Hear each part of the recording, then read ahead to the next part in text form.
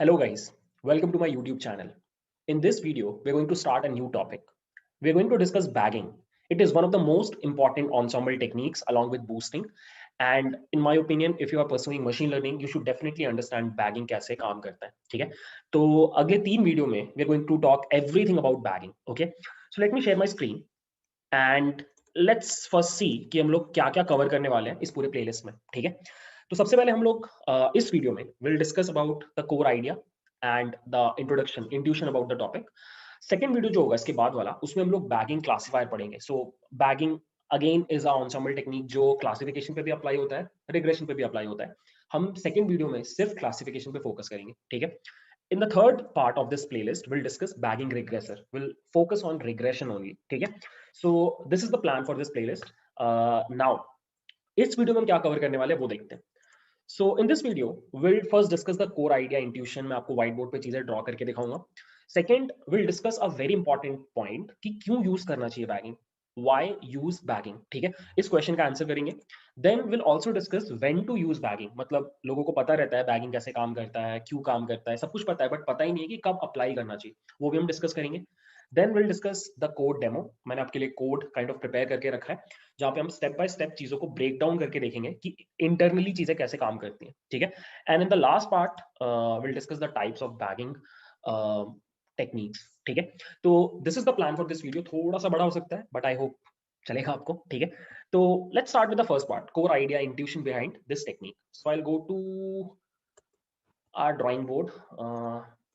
Yup, okay. So देखो guys, bagging अगर आप वर्ड पे फोकस करो, if you focus on the word, ये दो वर्ड से मिलके बना है। First is bootstrapping and second is aggregation, ठीक है? सो बी और एजीजी यहां से अगर आप जोड़ दो तो इट फॉर्म्स बैगिंग, ठीक है? अब नाम से समझ में आ रहा है कि इसमें दो स्टेप्स होने वाले हैं। एक स्टेप होगा बूटस्ट्रैपिंग, एक होगा एग्रीगेशन। बूटस्ट्रैपिंग क्या होता है? अगर आपने स्टैटिस्टिक्स पढ़ा होगा तो आपको थोड़ा आइडिया होगा बूटस्ट्रैपिंग के बारे में। इट्स बेसिकली अ टेक्निक जहां पर आप एक गिवन पॉपुलेशन में से सैंपल्स ड्रॉ करते हो रैंडमली, इसी को बूटस्ट्रैपिंग बोलते हैं, ठीक है? तो अब देखते हैं बैगिंग एग्जैक्टली कैसे काम करता है, ठीक है? So let's take a data set. Let's say हमारे पास एक डेटा सेट है जिसमें वी हैव 10K रोज, एक बड़ा सा डेटा सेट है। अब मुझे क्या करना है, मुझे क्लासिफिकेशन प्रॉब्लम के ऊपर काम करना है। ये डेटा सेट एक क्लासिफिकेशन डेटा सेट है, यस नो टाइप का, ठीक है? अब मुझे क्लासिफिकेशन एल्गोरिथम फॉर्म करना है यूजिंग बैगिंग। तो क्या करोगे आप एक्चुअली मल्टीपल बेस मॉडल्स लोगे, कितने भी ले सकते हो, 10, 100, 1000, कितने भी ले सकते हो। Let's call this M1, this is M2, this is M3, this is M100। हमने 100 मॉडल्स लिए। अब जब आप ये मॉडल लोगे, you have to be really sure कि आपके सारे मॉडल्स जो होंगे ना वो एक ही एल्गोरिदम के मॉडल्स होंगे, ठीक है? अगर डिसीजन ट्री है तो सारे डिसीजन ट्री, केएनएन है तो सारे केएनएन, और एसवीएम है तो सारे एसवीएम। वोटिंग क्लासिफायर की तरह यहाँ पे काम नहीं होता कि आप अलग अलग एल्गोरिदम के मॉडल्स बना सकते हो, ऐसा यहाँ पे नहीं होता, ठीक है? जनरली नहीं होता, आप कर सकते हो बट कोई भी नहीं करता ऐसा, ठीक है?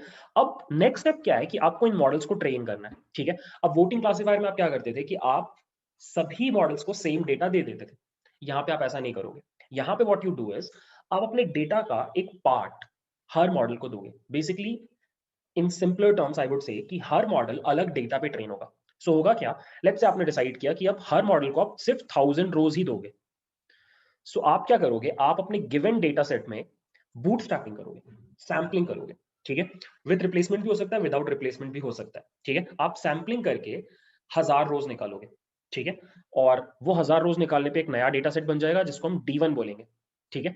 और उसी D1 को हम M1 में डाल देंगे, और M1 क्या होगा, सिंस इट्स एन एल्गोरिदम, वो इस डेटा सेट के ऊपर ट्रेन हो जाएगा, ठीक है? फिर हम लोग सिमिलरली क्या करेंगे, एक दूसरा डेटा सेट बनाएंगे D2, जिसमें अगेन 1000 रोज ही होंगे, ठीक है? बट ये 1000 रोज पिछले वाले 1000 रोज से डिफरेंट होंगे बिकॉज आपने रैंडमली सैंपल किया, ठीक है? अब ये D2 जाएगा M2 के पास, M2 इस डेटा पे ट्रेन होगा, फिर D3 एक अलग बनेगा, वो M3 के ऊपर ट्रेन होगा, एंड सो ऑन। सो ये जो पूरा स्टेप है जहां पे आप अलग अलग डेटा सेट्स क्रिएट करके अपने बेस मॉडल्स को ट्रेन करते हो, इस स्टेप को बोला जाता है bootstrapping. This state this step is known as bootstrapping, जहां पे आप अपने डेटा के सबसेट्स निकाल करके अपने बेस मॉडल्स को ट्रेन करते हो, ठीक है? नाउ आपका मॉडल इज ट्रेन्ड, सारे मॉडल ट्रेन हो गए। अब क्या करना है, अब लेट्स से आपके पास एक नया क्वेरी पॉइंट आया, एक्स क्यू, ठीक है, और आपको इसका लेबल पता करना है, इसका आउटपुट पता करना है। तो आप क्या करोगे, आप इस क्वेरी पॉइंट को अपने सारे मॉडल्स में दे दोगे, सारे मॉडल्स में। ठीक है, अब सिंस सारे मॉडल्स क्लासिफिकेशन एल्गोरिदम्स हैं, वो 1 या 0 प्रिडिक्ट करेंगे, लाइक दिस, लाइक दिस। ठीक है, लास्ट वाला मान लो यहाँ पे भी 0 है। तो अब since majority of your base models are same कि आपका आउटपुट इज 0, तो आपका बैगिंग क्लासिफायर भी यही बोलेगा कि आउटपुट शुड बी 0। ठीक है, तो आपका आउटपुट आ जाएगा 0। तो यहाँ पे हमने मेजॉरिटी काउंट यूज किया, या स्टैटिस्टिकली स्पीकिंग मोड यूज किया। ठीक है, और ये जो स्टेप्स होते हैं, ये जो स्टेप है जहां पे आपने मेजॉरिटी काउंट किया, सारे लोगों से आउटपुट लेकर के डिसाइड किया कि आउटपुट होना क्या चाहिए, this step is known as aggregation. This step is known as aggregation and that is the core idea guys, this is the core idea. यही होता है बैगिंग में। बैगिंग में मैं एक बार समराइज कर रहा हूँ आपके पास एक डेटा सेट होता है, आप उस डेटा सेट के सबसेट्स क्रिएट करते हो और अपने बेस मॉडल्स को फीड करा के उनको ट्रेन करते हो। सो इन अ वे होता क्या है कि आपके सी एंसेंबल टेक्निक का मेन आइडिया क्या है कि आपके बेस मॉडल्स एक दूसरे से बहुत अलग होने चाहिए। अब वो अलग करने के अलग अलग तरीके हैं, या तो आप एल्गोरिदम से अलग यूज कर लो और फिर सेम डेटा सेट सबको फीड कराओ, या फिर सेकंड तरीका क्या है कि सेम डेटा सेट रखो, I am sorry, same algorithm रखो बट डेटा चेंज कर दो। डेटा कैसे चेंज करोगे, आपके पास जो डेटा है उसमें से सबसेट्स बना बना के हर किसी को अलग सबसेट दो। तो इससे क्या होगा, एक वेरिएशन क्रिएट हो रहा है। ठीक है, एक वेराइटी आ रही है आपके पूरे अप्रोच में। तो फिर जब ये साथ में मिलकर काम करेंगे तो वो प्रोबेबिलिटी वाला जो हमने लॉजिक डिस्कस किया था वो अप्लाई होगा, और आपका रिजल्टेंट जो क्लासिफायर बनेगा उसका performance will be better than each one of these base models, जो डिसीजन ट्रीज हैं या जो भी एल्गोरिथम्स हम यूज कर रहे हैं। ठीक है, तो that is the core intuition, यही हम लोग को पढ़ना है। ठीक है, अब टू बी ऑनेस्ट कुछ भी खुद से करने की जरूरत नहीं होती, सारा heavy lifting internally scikit learn कर देगा आपको, बट आपको ये समझ होनी चाहिए कि इंटरनली हो क्या रहा है। ठीक है, so this was the first part. Now comes the question कि काम क्यों करता है ये, मतलब क्यों, मतलब बैगिंग यूज किया जाता है, बैगिंग में ऐसी खास बात क्या है। मतलब मैं जब फर्स्ट टाइम ये पढ़ रहा था तो मेरे को मतलब समझ में नहीं आया कि परफॉर्मेंस इंप्रूव क्यों कर गया, इसका रीजन क्या है। उसका रीजन ये गाइस कि अ, होता क्या है यहाँ पर कि सब कुछ बायस वेरिएंस ट्रेड ऑफ के ऊपर ही डिपेंडेंट है। मैं, अगर आपको नहीं पता बायस वेरिएंस ट्रेड ऑफ, तो मैं एक वीडियो का लिंक शेयर कर दूंगा डिस्क्रिप्शन में। बायस वेरिएंस ट्रेड ऑफ के हिसाब से अगर आप बायस, बेसिकली आपको लो बायस लो वेरिएंस मॉडल चाहिए होता है मशीन लर्निंग में। मैं आपको एक बार जल्दी से डिफाइन कर देता हूँ बायस क्या होता है। Bias is the inability of a machine learning algorithm to fit into its training data. अगर आप ट्रेनिंग डेटा के पैटर्न्स को कैप्चर नहीं कर पा रहे हो, दैट इज बायस। मतलब आपका ट्रेनिंग डेटा पे रिजल्ट्स खराब आ रहे हैं तो आप एक ऐसे मॉडल हो जिसका बायस हाई है। अगर आपके ट्रेनिंग डेटा पे रिजल्ट बहुत अच्छे आ रहे हैं तो आप एक ऐसा एल्गोरिदम हो जिसका बायस कम है। ऑब्वियसली हमको लो बायस चाहिए। वेरिएंस क्या होता है, वेरिएंस इज कि जब आप एक मशीन लर्निंग मॉडल को ट्रेन करते हो फिर उसको नया डेटा देते हो, तो अगर वो डेटा में थोड़ा भी डिफरेंस है पिछले वाले डेटा से, अगर ये डेटा थोड़ा अलग है, तो आपके मशीन लर्निंग मॉडल का रिजल्ट भी बहुत ज्यादा वेरी करने लग जाता है, डिफरेंट आने लग जाता है, तो उसको वेरिएंस बोलते हैं। तो हाई वेरिएंस खराब है क्योंकि आपको कंसिस्टेंट रिजल्ट चाहिए, आपका model should give consistent results even if there is a slight change in your data. ठीक है, तो आपको हमेशा मशीन लर्निंग में लो बायस लो वेरिएंस डेटा की जरूरत होती है। ठीक है, but the problem with low bias and, मतलब the problem with bias and variance sorry, the problem with bias and variance is कि ये दोनों नेगेटिवली कोरिलेटेड होते हैं। बायस अगर बढ़ेगा तो वेरिएंस घटेगा, वेरिएंस अगर बढ़ेगा तो बायस घटेगा, एक नेगेटिव कोरिलेशन। ठीक है, अब इसके बारे में मैं एक वीडियो शेयर कर दूंगा, आप देख सकते हो उसको डिटेल में। बट वही है कि मतलब आप दोनों को कम नहीं कर सकते, क्योंकि आप एक को जैसे ही कम करने जाओगे तो दूसरा बढ़ जाता है, ये एक परेशानी है। तो most of the machine learning algorithms will either be low bias high variance, या फिर high variance, just one second, most of the machine learning algorithms will either be low bias high variance or high bias low variance। ये वाला combination नहीं मिलता, but अगर आप bagging use करो ठीक से तो आपको ये कॉम्बिनेशन मिल सकता है। कैसे, ये क्वेश्चन है, इसको आंसर करते हैं। देखो, what you do is in your bagging algorithm, while doing bagging you take algorithms which have low bias and high variance. आप ऐसे एल्गोरिदम्स को अपना बेस मॉडल बनाते हो, आप ऐसे एल्गोरिदम को अपना बेस मॉडल बनाते हो जो लो बायस होते हैं। ठीक है, मैं आपको एग्जांपल देता हूं, decision tree with max depth equal to none, मतलब फुली ग्रोन डिसीजन ट्री।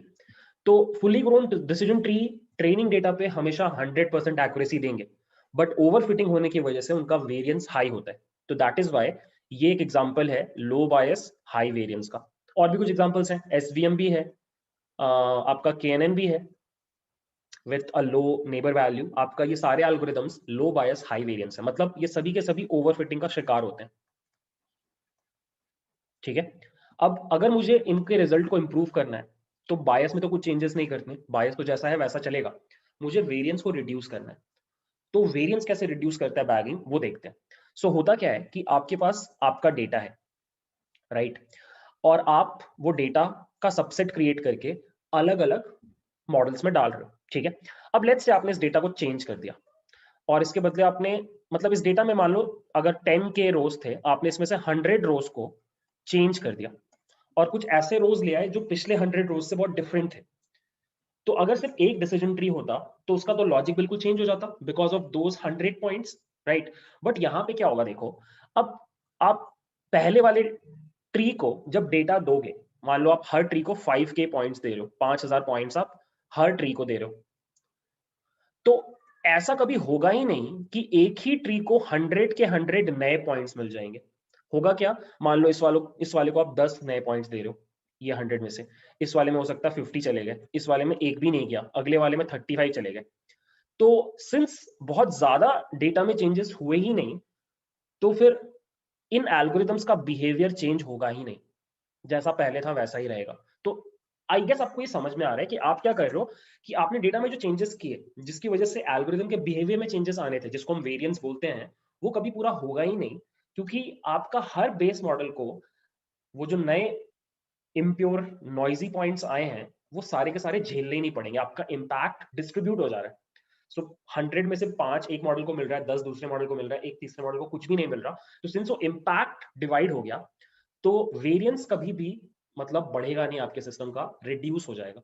ठीक है, एंड बिकॉज ऑफ दैट जो रिजल्टेंट मॉडल आपका बनता है, ये जो बड़ा मॉडल बनता है, इसका वेरिएंस इज लो। इसका मतलब क्या है, लो वेरिएंस का मतलब क्या है कि अगर आप डेटा में चेंजेस कर दो तो भी इस एल्गोरिदम के आउटपुट में बहुत ज्यादा चेंजेस नहीं आते, या फिर आप ऐसा बोल सकते हो कि कंसिस्टेंट रिजल्ट्स देता है, कंसिस्टेंट रिजल्ट्स देता है। एंड गेस व्हाट, एक्यूरेट तो वो पहले ही है, जैसे ही लो बायस है मतलब वो एक्यूरेट पहले ही है। बस गड़बड़ क्या हो रही थी, ओवरफिटिंग की, नए डेटा पे रिजल्ट्स खराब आ रहे थे या डिफरेंट आ रहे थे। इस चीज को यूज करने से अब क्या हो गया कि वो प्रॉब्लम भी हमने एलिमिनेट कर दी। सो हमें नेट में एक ऐसा मॉडल मिल गया जो लो बायस लो वेरिएंस है, जो हमें चाहिए था। And that is why guys we use bagging. I hope ये पूरा डिस्कशन आपको समझ में आया। अगर नहीं आया तो फिर आपको एक बार बायस वेरिएंस ट्रेड ऑफ ठीक से देखना चाहिए, उसका वीडियो मैं शेयर कर दूंगा, प्लीज सी दैट वीडियो, उसके बाद आपको ये डिस्कशन बहुत मीनिंगफुल लगेगा। ठीक है, सो या, so when to use bagging, when to use it, almost every time whenever you are trying to do a project, especially if you are dealing with a low bias high variance model, you should definitely try bagging। ठीक है, you should definitely try। अगर आपके पास एक low bias high variance model है, go for bagging, for sure आपको अच्छे results मिलेंगे। ठीक है, इनफैक्ट बैगिंग का एक इम्प्लीमेंटेशन है, इट्स कॉल्ड रैंडम फॉरेस्ट, जो कि बहुत फेमस है इसी रीजन की वजह से। ठीक है, तो बैगिंग रैंडम फॉरेस्ट हम डिटेल में पढ़ने वाले हैं, don't have to worry about that. You have to just remember कि बैगिंग, बहुत लोगों को कंफ्यूजन रह जाता है कि बैगिंग में सिर्फ डिसीजन ट्रीज यूज होते हैं। डिसीजन ट्रीज समझाने में ईजी होते हैं इसलिए लोग यूज करते हैं, और रिजल्ट भी अच्छे आते हैं, ऐसा नहीं है रिजल्ट खराब आता है, रिजल्ट भी अच्छा आता है और समझाने में भी ईजी रहता है, तो लोग डिसीजन ट्रीज यूज करते हैं। But there is no restriction. In fact जब मैं आपको नेक्स्ट वीडियो में बैगिंग क्लासिफायर पढ़ाऊंगा, वहां पर मैं आपको डिसीजन ट्री के ऊपर तो चीजें करके दिखाऊंगा ही, मैं आपको एसवीएम और केएनएन के ऊपर भी एक बैगिंग क्लासिफायर बना के दिखाऊंगा। You don't have to worry about that. Just make sure आप अपने दिमाग में बात डाल लो, bagging is not restricted to decision trees, you can use almost any algorithm. ठीक है, आप अपने कॉम्बिनेशन ट्राई कर सकते हो। ठीक है, तो ये तो बात हो गई गाइस कि कैसे काम करता है हमारा एल्गोरिदम, क्यों काम करता है हमारा एल्गोरिदम, और कब हमारे एल्गोरिदम को यूज करना चाहिए। ठीक है, now let's move forward and let's see everything that we discuss till now using a code. ठीक है, सो मैंने कोड लिख रखा है कैगल में आयरिस डेटा सेट के ऊपर, because it is one data set जिसके ऊपर हम काफी दिनों से काम कर रहे हैं, तो फिर आइडिया हो गया हम आयरिस के ऊपर बैगिंग टेक्निक यूज करेंगे। ठीक है, सो लेट्स स्टार्ट। मैं पहले डेटा को इंपोर्ट कर रहा हूँ, ये ना मेरा डेटा, यहाँ पे मैंने इंपोर्ट किया ये रहा मेरा डेटा सेट। अब ऑब्वियसली इसमें आईडी वाला कॉलम काम का नहीं है, उसको मैं ड्रॉप कर रहा हूँ। और उसके बाद अब मेरा डेटा सेट ये रहा। ये 4 मेरे इनपुट कॉलम्स हैं, स्पीशीज मेरा आउटपुट कॉलम है, ठीक है। नेक्स्ट इज, मैं ये जो वर्ड्स हैं सेटोसा, वर्जिनिका, वर्सिकलर, इनको मैं 0 1 2 में कन्वर्ट कर रहा हूँ using label encoder like this. और df.head ये रहा, ठीक है। अब मैं एक और काम कर रहा हूँ, प्रॉब्लम को डिफिकल्ट बनाने के लिए। मैंने ये लास्ट टाइम भी किया था। मैं सिर्फ ये दोनों कॉलम्स को ले रहा हूँ और ऑब्वियसली आउटपुट कॉलम को ले रहा हूँ। Basically sepal length, petal width को मैं हटा रहा हूँ और मैं सेटोसा वाले सारे पॉइंट्स को भी हटा रहा हूँ। तो मैं इसको बाइनरी क्लासिफिकेशन प्रॉब्लम में कन्वर्ट कर रहा हूँ, ठीक है। तो ये ना मेरा कोड, और इस कोड को रन करने के बाद अब यू कैन सी कि मेरे पास ये डेटा सेट है जिसमें टोटल मिला के अब 100 रोज होंगे, 150 नहीं रहेंगे, क्योंकि 50 जो रोज हैं सेटोसा वाले वो हट गए, ठीक है। तो df.head ये रहा। अब मैंने जल्दी से आपको लाइक प्लॉट करके दिखा देना है कि ये रहे हमारे points, these are our points. 2 dimensional data हो गया तो आप प्लॉट कर सकते हो, ठीक है। अब यहां से मेन काम स्टार्ट होता है, ठीक है। सो मैं सबसे पहले क्या कर रहा हूँ कि मेरा जो डेटा है उसमें कैसा भी है कि पहले 50 जो रोज हैं वो वन स्पीशी है, वर्सी कलर, और नेक्स्ट जो 50 है वो वर्जिनिका है।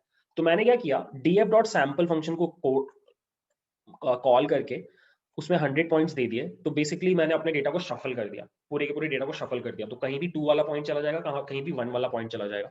Late me show you.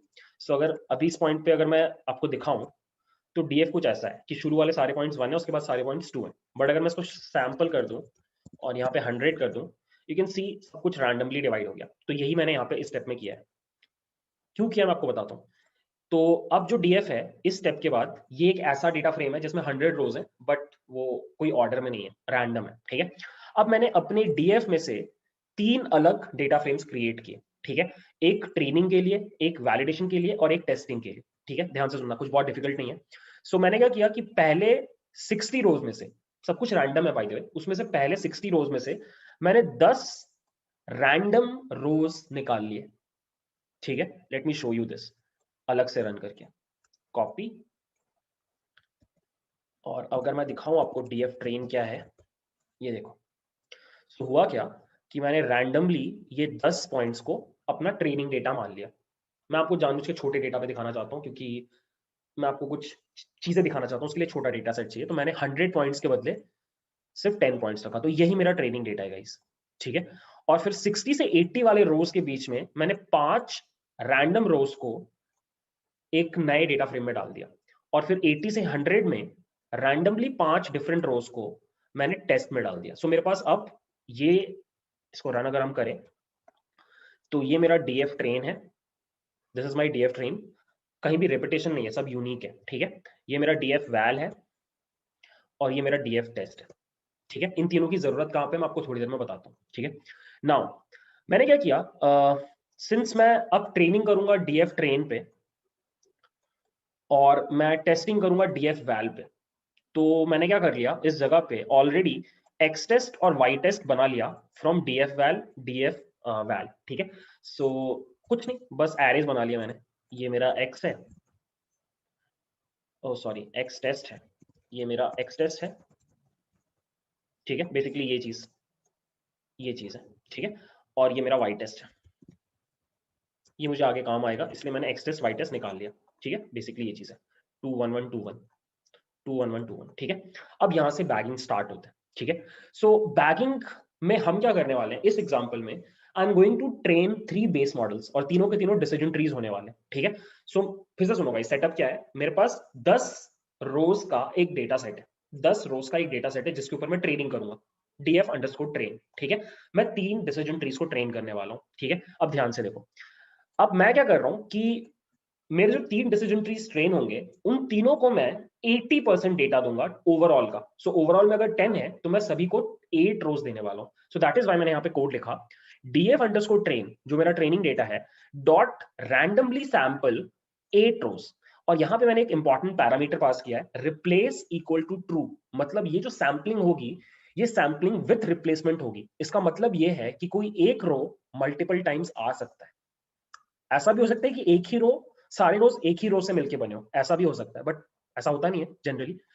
तो ये मैंने एक डीएफ बैग बोल के नया डेटा सेट बनाया जो मेरे पहले डिसीजन ट्री को मिलेगा, और उसमें से मैंने x और y निकाल लिया क्योंकि उसी को यूज करके मैं ट्रेन करूंगा अपने एल्गोरिथम को। सो अगर मैं इसको रन करूं, यू कैन सी, ये देखो, अब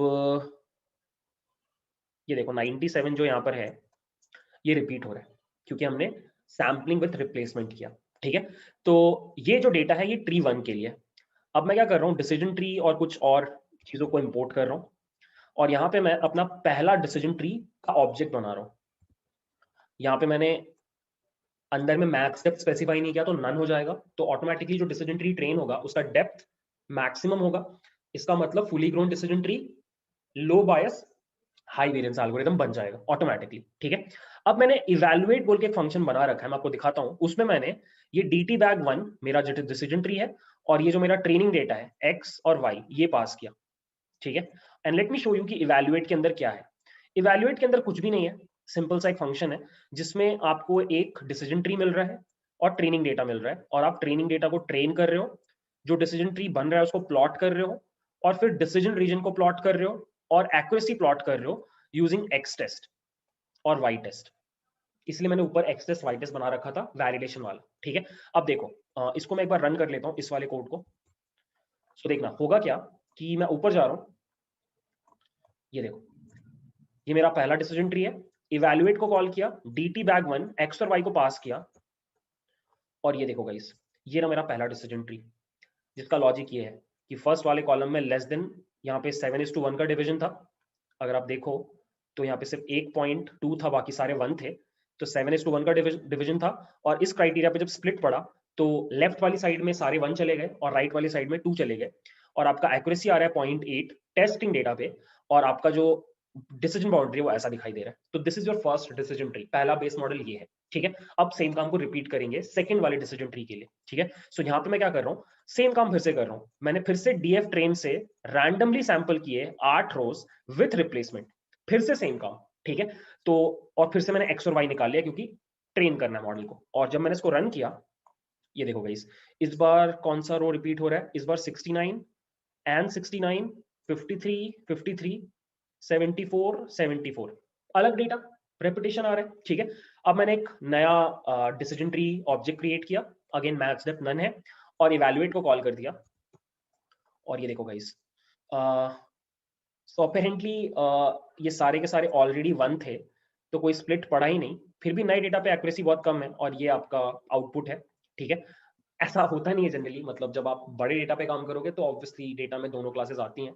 मैं ये भी इंश्योर कर सकता था, मैंने किया नहीं, बट ठीक है।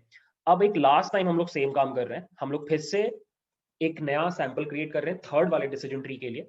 Let's run this, and you can see इस बार हमारे पास 97, 97, 65 काफी बार रिपीट हो रहा है। ठीक है, और फिर से मैंने एक नया डिसीजन ट्री बनाया और उसमें एक्स और वाई को पास करके ट्रेन किया, और ये रहा गाइस मेरा सेकंड वाला। सो इस बार भी इस तरीके से डिवीजन हुआ कि एक ही 2 है, बाकी सारे 1 है। थोड़ा बायस्ड है सब कुछ, बट ठीक है, इट्स ओके। 80% का एक्यूरेसी है, और ये मेरा ग्राफ है। ठीक है, तो that is how you train different decision trees. तो ये तो हो गया ट्रेनिंग वाला पार्ट, बूटस्ट्रैपिंग वाला पार्ट। अब एग्रीगेशन वाले पार्ट पे जाते हैं। ठीक है, सो एग्रीगेशन वाले पार्ट में या प्रिडिक्शन वाले पार्ट में मैं क्या कर रहा हूँ, मैं अपना डीएफ टेस्ट ले रहा हूँ, थर्ड वाला जो मेरा मैंने 3 चीजें बनाई थी ना। अगर आप ऊपर जाओ तो मैंने क्या क्या बनाया था, मैंने बनाया था डीएफ ट्रेन जिसके ऊपर सारी ट्रेनिंग हुई है, डीएफ वैल जिसके ऊपर एक्यूरेसी कैलकुलेट हुआ, और एक ये डीएफ टेस्ट है, इसको हमने अभी तक यूज नहीं किया। तो अब सिंस तीनों मॉडल्स ट्रेन हो चुके हैं, I am going to use DF test to check, predict करने के लिए कि कैसे काम कर रही है पूरी चीज प्रिडिक्शन के टाइम। ठीक है, तो what I will do is I will first show you DF test. ये रहा मेरा डीएफ टेस्ट। ठीक है, अब लेट्स से मुझे क्या करना है, मुझे तीनों मॉडल्स को कोई एक पॉइंट देना है। लेट्स से हम ये वाला पॉइंट के ऊपर फोकस करते हैं जिसका आउटपुट हमें पता है 1। तो मैंने क्या किया, dt bag 1, dt bag 2 and dt bag 3, मेरे तीनों डिसीजन ट्रीज को इंडिपेंडेंटली पॉइंट फीड कराया, और ये पॉइंट क्या है, 2.9, 2.9 एंड 4.6। ठीक है, और ये सेम पॉइंट मैं तीनों डिसीजन ट्रीज को दे रहा हूँ लाइक दिस। ठीक है, और ये रीशेप करने की जरूरत पड़ेगी, आई गेस आपको ही पता है। और देखते हैं आउटपुट क्या है। तीनों ही बोल रहे हैं कि 1 है, तो आपका आउटपुट विल बी 1। ठीक है, कोई और ट्राई करते हैं, लेट्स से ये वाला ट्राई करते हैं, 2.2 और 5.0, 2.2 एंड 5.0। ठीक है, I will copy this entire thing paste paste, और यहाँ पे देखो गाइस, पहला वाला बोल रहा है 2, दूसरा वाला बोल रहा है 1 और तीसरा वाला बोल रहा है 2।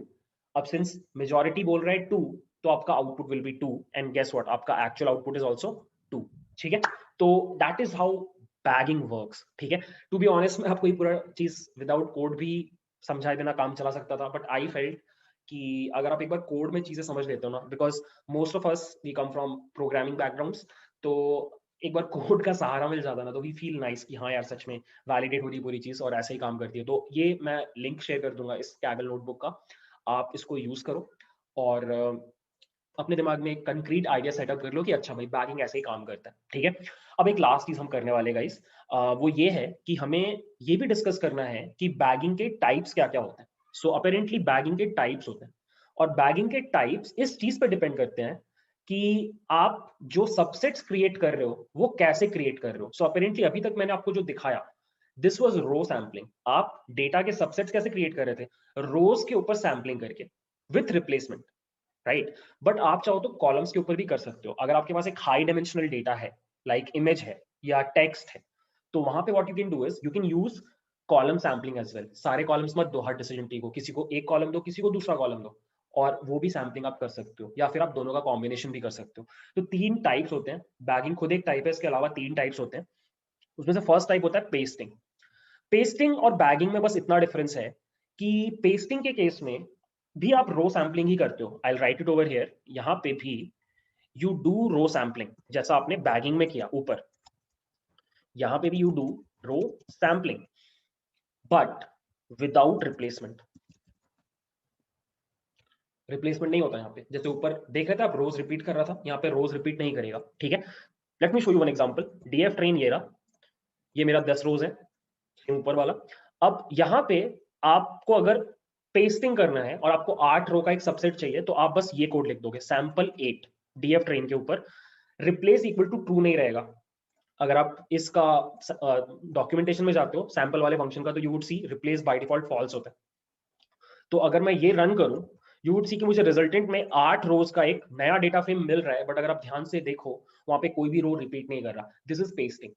ठीक है, दिस इज पेस्टिंग। पेस्टिंग और बैगिंग का मेन डिफरेंस इज बैगिंग में you do row sampling with replacement, pasting में you do row sampling without replacement, you don't do replacements. ठीक है, आई होप आपको ये समझ में आ गया। Next is random subspaces. So random subspaces में क्या होता है गाइस कि आप रो सैम्पलिंग नहीं करते, you just do column sampling. I hope आपको ये समझ में आ रहा है। You do column sampling with replacement without replacement, दोनों में से कुछ भी करो, उसको रैंडम सब स्पेसेस बोला जाता है। ठीक है, सो मैंने क्या किया, मैंने फिर से आइरिस वाला पूरा डेटा सेट इंपोर्ट कर लिया ऊपर से, और इस बार मैंने क्या किया, सिर्फ 10 रोज रैंडमली उठा लिया। ये मेरा DF1 है, ये ऊपर वाला DF नहीं है, ये डिफरेंट है। ठीक है, ये मेरा रैंडम है। ठीक है, अब इसमें टोटल मिला के अपने 6-7 कॉलम है जो भी है। अब हम क्या कर रहे हैं, अगर आपको रैंडम सब स्पेसेस यूज करना होगा तो आप क्या करोगे, सैंपल फंक्शन में आप बता दोगे कि आपको कितने कॉलम्स चाहिए। Let's say out of these 5 columns मुझे सिर्फ कोई भी 2 कॉलम्स चाहिए, तो मैं यहाँ पे 2 लिख दूंगा। रिप्लेस इक्वल टू ट्रू रखा है मैंने, तो कॉलम सैम्पलिंग विथ रिप्लेसमेंट कर रहा हूं मैं, विदाउट रिप्लेसमेंट भी कर सकते हैं। और एक्सेस इक्वल टू 1 कर दिया मैंने।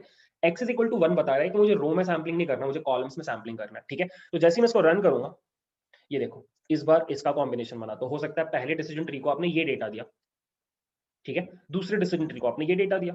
अच्छा, स्पीशीज नहीं जाओगे, स्पीशीज आउटपुट कॉलम है, इसको इग्नोर मारो, बार बार स्पीशीज आ रहा है। हाँ, सेकंड वाले डिसीजन ट्री को आपने ये डेटा दिया